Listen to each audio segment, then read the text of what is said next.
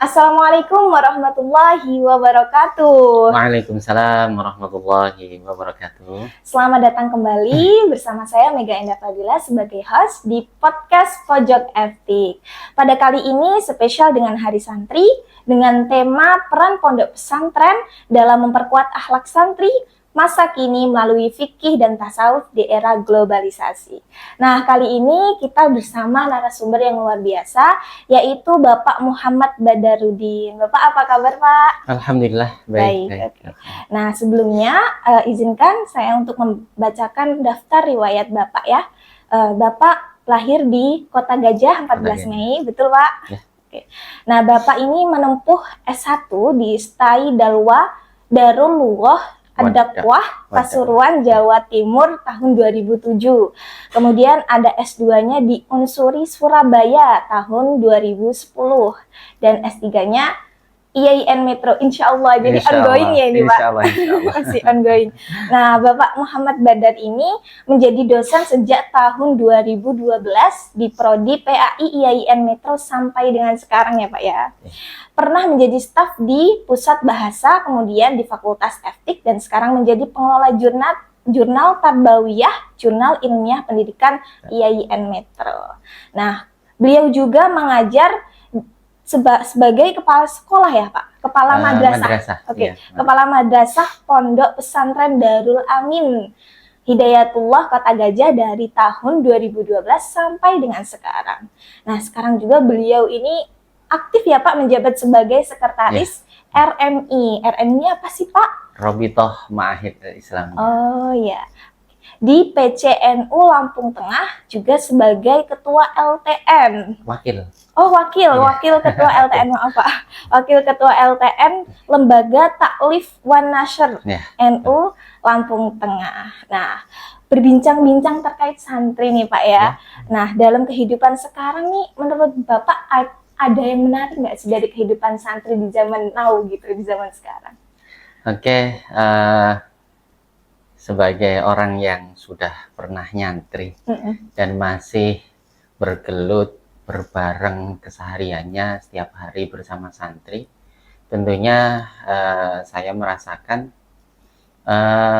perbedaan ya, persamaan dan perbedaan zaman santri zaman dulu dan santri zaman sekarang, di mana dilihat dari fasilitas santri zaman dulu dan zaman sekarang itu sudah berbeda, tantangan zamannya juga sudah berbeda, ya banyak ya. Tentunya perbedaan tantangan itu memang menjadi menjadi tantangan masing-masing ya. Ada ciri khas masing-masing. Tidak bisa mengatakan bahwa santri dulu itu lebih baik daripada santri sekarang atau sebaliknya, tidak bisa. Karena santri dulu tidak merasakan tantangan di zaman ini, dan santri-santri zaman sekarang itu banyak sekali mendapatkan kemudahan-kemudahan yang tidak didapatkan oleh santri-santri zaman dahulu. Nah, kalau tantangannya apa saja, yang jelas kita bisa membedakan zaman dulu teknologi itu belum sebegitu canggih di zaman sekarang ya. Tentunya santri itu lebih cenderung untuk bisa istiqomah lah, istiqomah di pesantren. Kurang lebihnya seperti itu. Ya, nanti kita jelaskan. Untuk Bapak pengalaman sendiri nih selama mondok ini, ada nggak Pak yang begitu berkesan gitu? Oke. Dulu itu ada istilah begini ya. Meski istilah di pesantren kami ya terutama ya, bukan pesantren yang lain-lain, yang nggak tahu kalau di pesantren yang lain. Di pesantren kami itu dulu ada istilah kalau belum gudikan belum dibilang santri. Gitu. Waduh, kalau belum gudikan belum dibilang santri nih. Ini santri yang ada di rumah kira-kira ada yang ngalamin juga nih nggak? Dulu ya itu yang kita rasakan dulu. Dan kebetulan saya sendiri termasuk yang mendapatkan cobaan yang seperti itu gitu ya. Iya Pak. Dan betul sampai sekarang pun, bahkan kadang-kadang teman yang sekarang sudah buka pesantren ya, itu menjadi motivasi buat santri-santrinya. Katanya temennya dia, maksudnya Bapak ya, itu dulu di pondok itu bisa tetap istiqomah, tetap ngaji, walaupun dengan badan yang kudikan nggak pulang begitu. Oh begitu. Jadi walaupun ditimpa musibah sakit tetap Iya. tidak mengurangi semangat mengaji ya Betul. Pak ya. Alhamdulillah. Sampai-sampai apa ya, tidak mengabarin orang tua sama sekali. Tidak sama sekali. Sama Pak? sekali tidak ngabarin orang tua kalau kami itu sedang mendapatkan sakit, sakit, kudikan. Ya kita berobat, tapi jangan sampai mengkhawatirkan, membuat khawatir orang tua, begitu. Oh begitu. Nah, itu pengalaman yang apa ya, nggak bisa dihilangkan, walaupun pengalaman di pesantren itu sangat luar biasa, banyak sekali ya.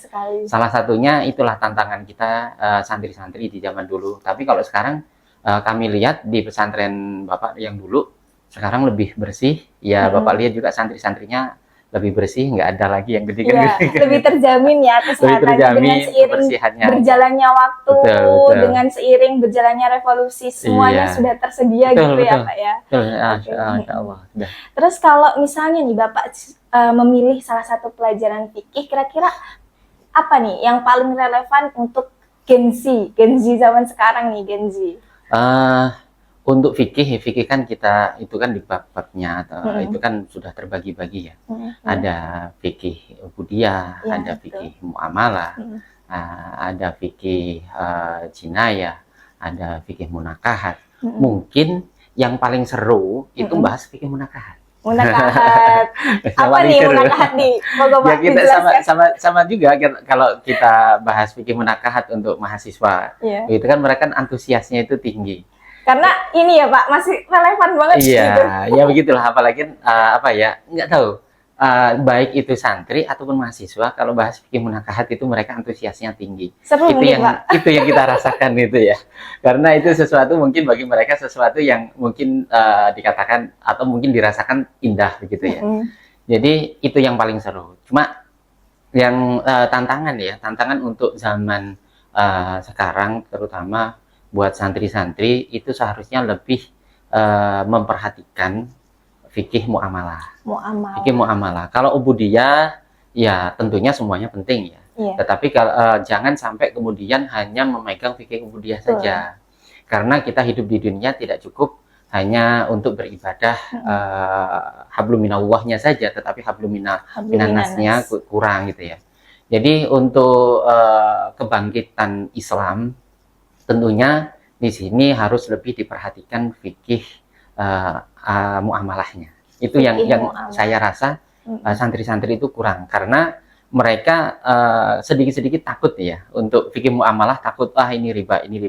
Akhirnya mereka sudah merasa tidak perlu, takut mencoba, takut mengimplementasikan pelajaran-pelajaran mereka fikih muamalah itu. Nah itu yang saya rasakan ya, untuk santri-santri di fikih muamalahnya itu sedikit kurang dibandingkan dengan fikih-fikih yang lain. Gitu. Jadi kalau untuk yang paling seru tuh bab munakahat teman-teman. Tapi yang perlu digarisbawahi adalah kita perlu banget belajar tentang fikih muamalah ya Pak ya, untuk kehidupan kita sehari-hari. Nah selain fikih juga bapaknya ini faknya di dalam bidang ilmu tasawuf ya Pak ya. Nah kalau misalnya dalam ilmu tasawuf sendiri nih, ada nggak sih Pak kira-kira momen menarik yang pernah Bapak ketika mengajar kah, atau ketika Bapak semasa mengaji gitu, terkait tentang ilmu tasawuf ini? Oke, untuk ilmu tasawuf ini memang tantangannya itu lumayan berat ya, untuk memahamkan para santri biar tidak salah paham. Ya. Kalau tasawuf itu cenderung dengan zuhud. Zuhud itu cenderung dengan menjauhi dunia. Nah itu. Jadi kita harus memberikan paham bahwasanya tasawuf, zuhud itu bukan berarti kita menjauhi dunia, menjauhi muamalah dengan manusia, menjauhi yang namanya kekayaan, itu tidak. Ya, karena seperti halnya Rasulullah SAW bersabda, at-taqwa hahuna, maksudnya di dalam hati. Begitu juga zuhud, begitu juga tasawuf, itu letaknya di dalam hati. Berawal dari dalam hati. Walaupun umpamanya secara zahir ya, dia bekerja dimanapun saja, kerja apapun saja, mereka mencari kekayaan sebanyak-banyaknya, monggo silahkan. Tetapi jangan sampai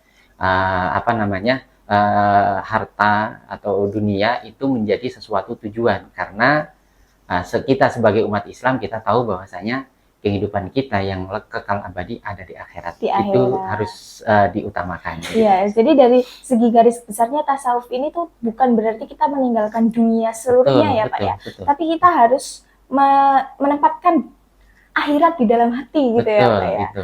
Dan dunia itu harus seimbang ya Pak antara dunia Betul, dan harus akhirat seimbang, ya. harus seimbang. Terus kan dengan fenomena zaman sekarang banyak yang flexing nih Pak ya. Nah, Nah, kalau dari segi kacamata tasawuf itu gimana nih Pak terkait flexing? kelihatannya berat ya kalau ninggalin flexing. Kalau yang sudah punya loh ya.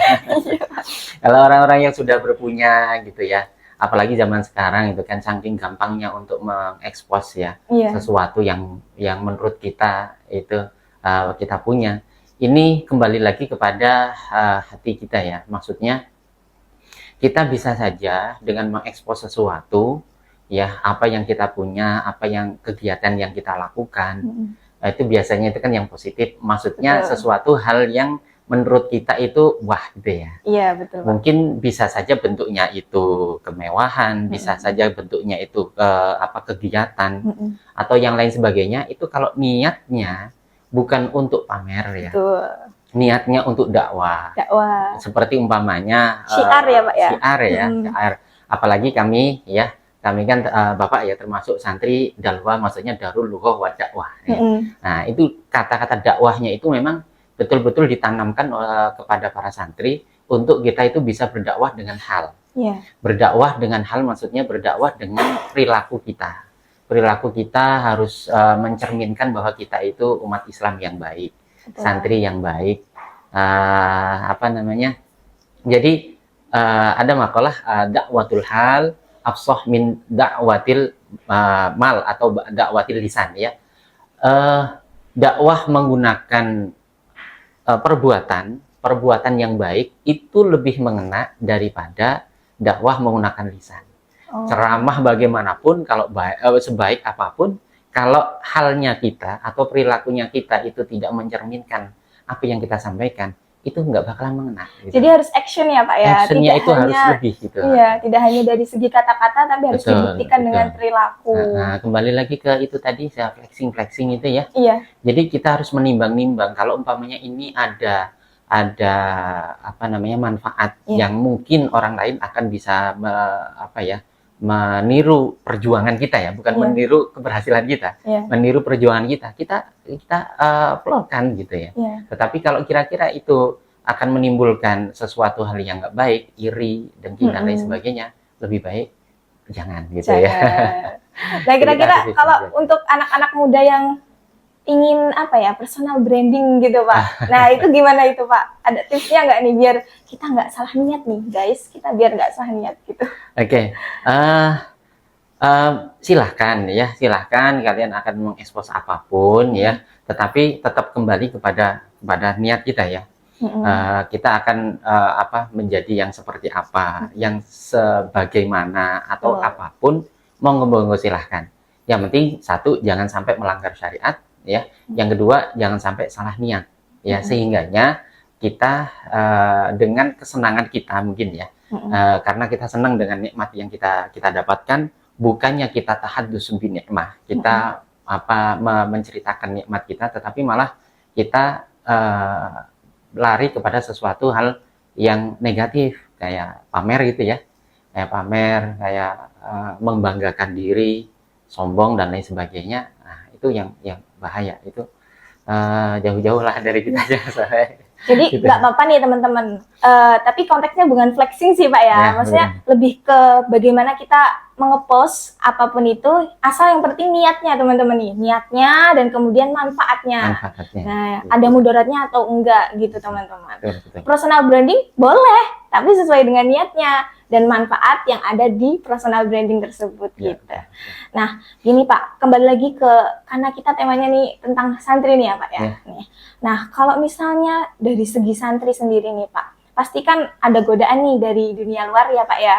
Nah, ini bagaimana caranya menjaga identitas santrinya tanpa kehilangan identitasnya gitu loh untuk di dunia luar gitu Pak. Oke, memang jadi santri itu bukan sesuatu hal yang mudah ya, karena penuh dengan perjuangan menahan diri untuk tidak tergoda dengan kemegahan atau kemewahan atau kesenangan di luar pesantren. Yang pertama tentunya niatnya atau himmahnya, kemauan untuk mendapatkan ilmu sebanyak-banyaknya itu harus lebih besar daripada keinginan kita untuk sekedar senang-senang atau mengikuti perkembangan zaman ya, mengikuti kesenangan-kesenangan yang ada di luar. Tentunya kalau niatnya kita atau himmahnya kita, kemauan kita untuk mendapatkan ilmu menjadi orang alim itu lebih besar, tentunya yang itu bisa tersisihkan dengan sendiri. Begitu. Tetapi kalau himmahnya itu pas-pasan atau bahkan sedikit kurang ya, itu secara otomatis dia akan ngerasa iri dengan kehidupan yang ada di luar pesantren. Itu pasti. Karena di pesantren itu apa-apa ya dibatasi ya. Dibatasi, semuanya dibatasi. Iya, Ini tidak boleh, itu tidak boleh. Kemudian harus tepat waktu dan kegiatan-kegiatan yang begitu teratur yang banyak itu harus dikerjakan semuanya, dilakukan semuanya, dan itu semuanya demi mencetak ulama-ulama yang handal tentunya. Ya, seperti kita tahu ya, ulama-ulama kita itu ya semuanya, hampir semuanya mungkin ya, alam semuanya atau hampir semuanya itu juga mereka pernah di pesantren. Di pesantren gitu. Jadi tidak membatasi ya Pak ya, untuk tetap berkreasi di luar. Boleh. Iya. Dan untuk Bapak sendiri nih, kira-kira pendidikan di pondok pesantren ini tetap relevan nggak sih Pak di zaman era digital sekarang? Tentunya apa yang dipelajari di pesantren itu terus berkembang, terutama fikih ya, fikih tasawuf itu tidak pernah lekang dengan perkembangan zaman. Itu harus tetap kita pegang terus. Kita bermuamalah, kita juga pakai fikih. Kita beribadah juga pakai fikih. Semuanya perbuatan kita dari bangun tidur sampai tidur lagi, kita tidak terlepas dari fikih. Dan fikih juga tidak boleh berdiri sendiri. Karena fikih juga harus dibarengi dengan tasawuf. Makanya di sana ada makalah man tafaqqaha bila tasawwafa faqad tafassaqa. Wa man tasawwafa wa lam tafaqqaha faqad tazandaqa. Wa man ya diartikan dulu. Barang siapa yang memegang fikih tanpa tasawuf, dia akan menjadi orang yang fasik. Jadi kalau fikihnya aja fasik nih Pak fasik, ya? Karena hukum itu banyak ya, banyak pendapat dan bisa di otak-atik ya. Kalau nggak ada tasawufnya, dia akan menjadi orang yang fasik. Nah, makanya harus ada tasawufnya. Nah, tetapi nggak boleh tasawuf toh, harus ada fikihnya. Karena kalau orang tasawuf toh, dia nggak tahu hukum-hukum fikih, dia akan menjadi orang yang zindik. Orang yang zindik itu dia akan melakukan dosa yang besar. Itu bahaya juga. Makanya harus dua-duanya jalan. Fikihnya jalan, tasawufnya juga dipegang. Begitu. Jadi terus tetap relevan sampai kapanpun tetap relevan. Gitu. Tetap relevan ya Pak ya, dari segi apapun, karena memang keduanya ini sama-sama penting ya Pak ya. Sama-sama penting. Sama-sama penting. Nah, kira-kira nih Pak, kebiasaan unik apa di pesantren yang biasanya dapat membantu perkembangan akhlak mereka nih? Mungkin ini ya ciri khas dengan apa ya, pesantren-pesantren zaman dulu ya, atau pesantren NU, karena pesantren itu kan pendidikan yang sangat dikembangkan oleh NU ya. Kalau sekarang itu sudah semuanya. Dia juga banyak juga yang punya pesantren dan yang lain-lainnya juga punya pesantren. Jadi ciri khasnya memang ciri khas sami'na wa ata'na, kita mendengarkan dan kita taat. Jadi di situ apapun tuntunan dari kiai, terutama dari sosok kiai yang diteruskan oleh para asatidz ya, itu sangat dipegang sekali sama santri. Apapun pendapatnya itu sangat dipegang. Ibaratnya ta'assub gitu ya. Ada sesuatu yang bagaimanapun sosok kiai itu yang paling diidolakan oleh santri. Jadi apapun perkataan dan perbuatan kiai itu akan diikuti. Nah di sini sesuatu hal yang unik ya, mungkin untuk zaman sekarang ada sebagian orang yang nggak setuju. Seperti untuk akhlak, kaitannya dengan akhlak, itu mereka apapun mereka akan lakukan untuk bisa menyenangkan atau membuat kiainya itu ridho. Contoh kecil ya, contoh kecil membalikkan sandal. Iya, betul. Ini membalikkan sandal. Ciri khas banget ini, Pak. Ciri khas. Iya. Kiainya kemana, umpamanya masuk ke ruangan, itu secara otomatis itu santri akan berebut membalikkan sandal. Itu ada filosofinya nggak sih, Pak? Ya, filosofinya begini. Jadi kita berusaha biar kiai itu tidak kesusahan sekecil apapun. Begitu. Sekecil apapun jangan kesusahan. Waktu keluar jangan sampai ya boro-boro mau pakai sendal. Kadang-kadang sendalnya hilang. Iya. Namanya apa, Pak? Digosok ya? Digosok. Ini jangan sampai. Nah, jadi jangan sampai kemudian kiainya balik lagi gitu ya, balik berputar arah untuk pakai sandal. Kalau bisa itu langsung keluar, langsung sudah ibaratnya kalau bahasa Jawanya itu udah nyepak gitu ya. Sudah dicepain gitu ya. Langsung pakai gitu ya. Itu hal yang kecil tetapi itu membuktikan bahwa santri itu sangat berusaha sekali untuk bisa mendapatkan ridho dari gurunya. Gitu. Jadi dari hal kecil itulah kemudian mereka belajar hal-hal yang lainnya yang berkaitan dengan akhlak. Ya, sungkem dan lain sebagainya. Dan itu tentunya akan kembali kepada orang tua, di mana mereka bisa menghormati kiainya, mereka juga nantinya diharapkan bisa menghormati orang tuanya sebagaimana kiainya, begitu. Terus nih, untuk ada nggak sih Pak nasihat sederhana nih buat teman-teman santri yang ada di manapun berada nih terkait dengan di tengah era globalisasi sekarang, kira-kira ada nggak Pak yang mau disampaikan ke teman-teman sahabat santri? Oke. Untuk para santri ya,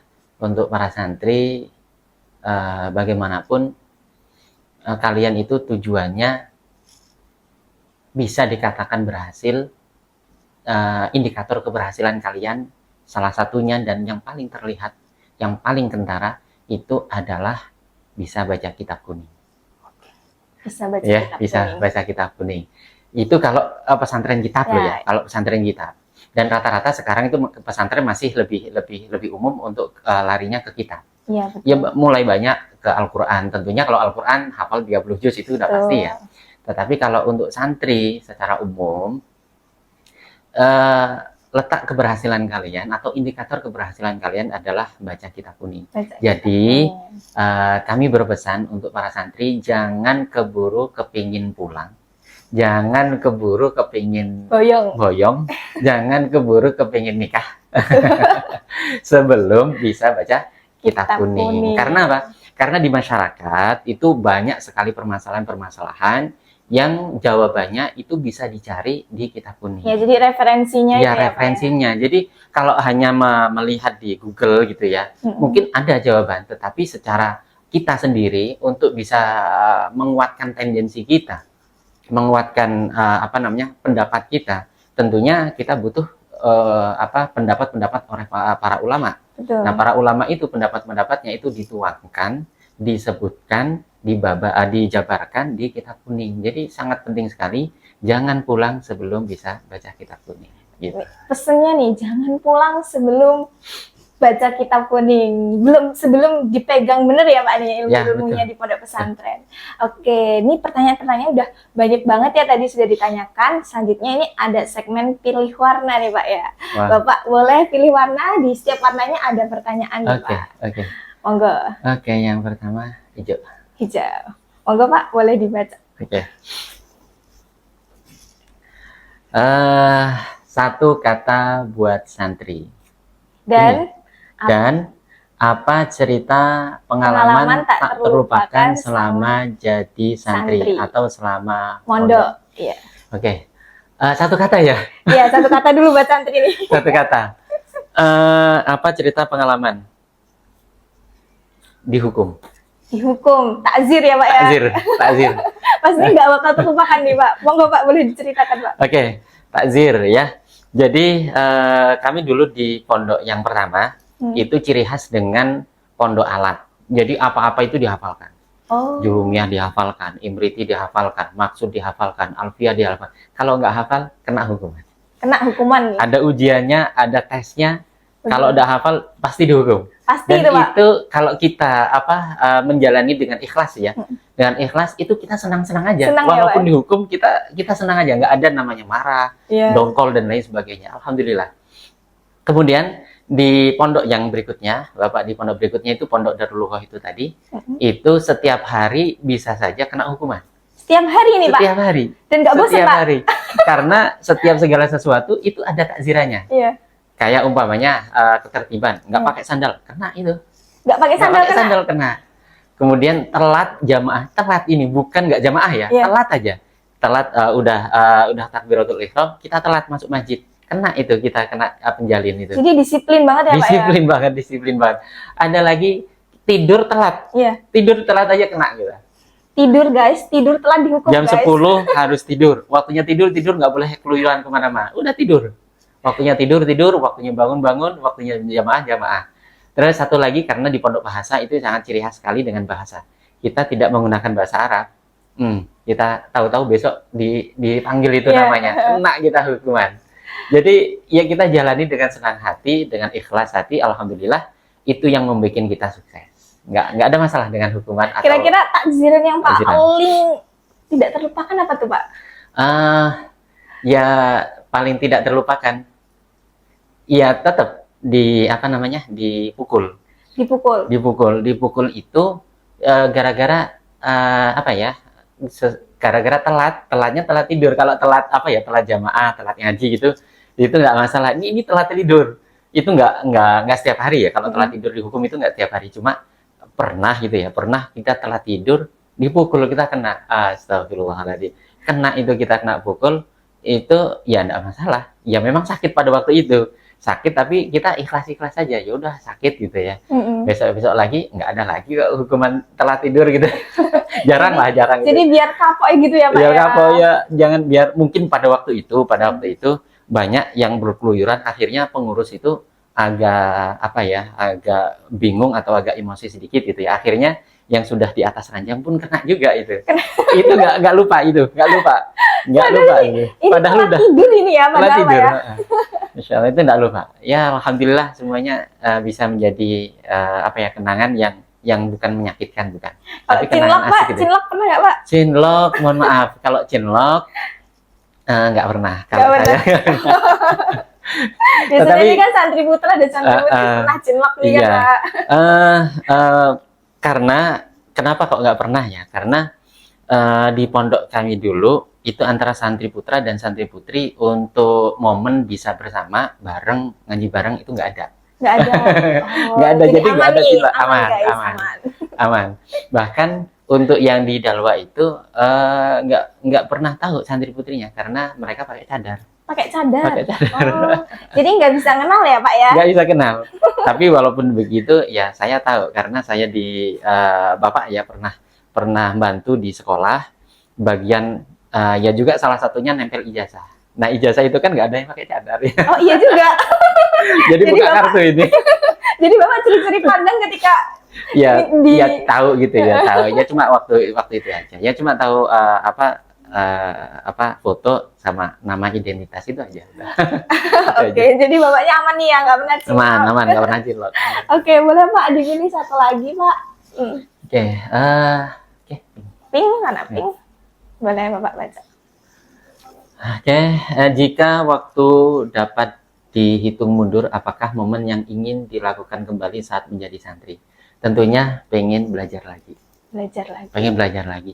Sampai sekarang pun kalau umpamanya mungkin ya pengen jadi santri lagi dan ya benar-benar jadi santri. Iya. Gitu. Karena kita merasa kurang. Nggak tahu, mungkin ini juga dirasakan oleh banyak santri ya. Rasanya itu pulang itu berat. Berat. Karena kita merasa masih banyak sekali Belum ilmu yang cukup ilmu ya, Pak? iya, yang masih harus dipelajari itu masih banyak sekali. Jadi pengen banget. Sebenarnya pengen banget jadi santri lagi, tapi ya keadaan yang nggak mungkin ya. Kira-kira Jadi- kalau yang paling favorit apa, Pak? Yang paling favorit tentunya fikih ya. Fikih bab nukahat. Tetap nih baliknya. Balik lagi. Bapak bahasnya menakhat nih, tapi Bapak nggak pernah cinlok nih, gimana nih? Enggak, karena dulu itu kita punya ustadz ya. Hmm. Punya ustadz kalau boleh disebutkan yang Ustadz Nasihin almarhum itu Ustadz yang salah satu yang paling menginspirasi. Karena beliau itu membahas fikih dari awal, dari bab kitabnya itu kitab Fathul Qorib, dari ubudiyah sampai terakhir, itu pasti setiap pertemuan ada bahas bab nikahnya. Nikahnya. Dan nggak pernah habis. Itu yang ditunggu-tunggu ya Pak ya. Dan itu yang santri yang tadinya jarang berangkat, umpamanya yang malas-malas, itu bisa datangnya sebelum pokoknya paling pertama sendiri dan paling pertama sendiri, paling depan paling sendiri. depan sendiri. Itu Masya Allah, beliau Masya Allah luar biasa. Itu Ustadz yang paling ditunggu-tunggu, yang paling disukai, ya karena setiap pertemuan pasti ada nyangkut-nyangkut ke sananya. Namanya juga jiwa-jiwa anak muda pasti Jiwa kan? anak muda, ya. Kita Iya. jiwa penasaran dan jiwa, ya begitulah. Iya Pak. Gitu. Nah untuk closing statement nih Pak, kira-kira ada dawuh dari kiai atau guru Bapak yang masih sampai sekarang Bapak pegang teguh nih? Monggo Pak boleh di-share ke teman-teman sekalian biar bisa jadi pegangan juga mungkin. Oke. Agak anu ya, ingat-ingat lupa ya. Iya Pak. Jadi Sayyid Muhammad bin Alwi Al-Maliki yang ada di Mekah ya, itu beliau itu guru kami itu pernah dawuh atau pernah berikan nasihat bahwasanya ilmu itu bisa didapat dengan bimudzakarah, dengan diulang-ulang terus. Tetapi barokah ilmu ya itu bisa didapat dengan khidmah. Jadi ini ciri khas santri ya, ciri khas pesantren. Selain juga mencari ilmu, harus ada khidmahnya. Khidmah membantu teman-teman sesama santri, mungkin mengajar atau menghibur santri yang nggak betah dan lain sebagainya, itu termasuk khidmah. Kemudian khidmah kepada pesantren, mungkin khidmah kepada pesantren itu bantu di mana kerepotan pesantren, mungkin ada di kantor, mungkin ada di koperasi, mungkin ada di bidang kebersihan atau yang kerapian dan lain sebagainya. Dan yang terakhir khidmah kepada kiainya. Mungkin kiai sudah waktunya 24 jam diperuntukkan, dicurahkan untuk santri. Jadi waktunya untuk ngurus keluarga itu kurang. Jadi ya santri bantu-bantu untuk ke kiainya itu sangat-sangat dianjurkan karena itu bisa membawa keberkahan dan kemanfaatan. Nah itu yang ciri khas pesantren seperti itu. Yang masih diingat betul ya Pak ya sampai betul. sekarang. Jadi kalau ilmu itu bisa didapatkan dari mudzakarah, Ya. tapi kalau barokah itu hanya bisa didapatkan dari hikmah. Oke, itu tadi closing statement dari Bapak Muhammad Badar. Terima kasih banyak ya Pak atas Sama-sama. Terima kasih banyak atas pengalamannya, ilmunya. Semoga kita semua dapat mengambil hikmahnya. Amin. Oke, saya Meganda Fadila selaku host. Mohon maaf atas segala kesalahan kata dan perbuatan. Akhirul kalam, wallahu muwaffiq ila aqwamit thariq. Wassalamualaikum warahmatullahi wabarakatuh. Waalaikumsalam warahmatullahi wabarakatuh.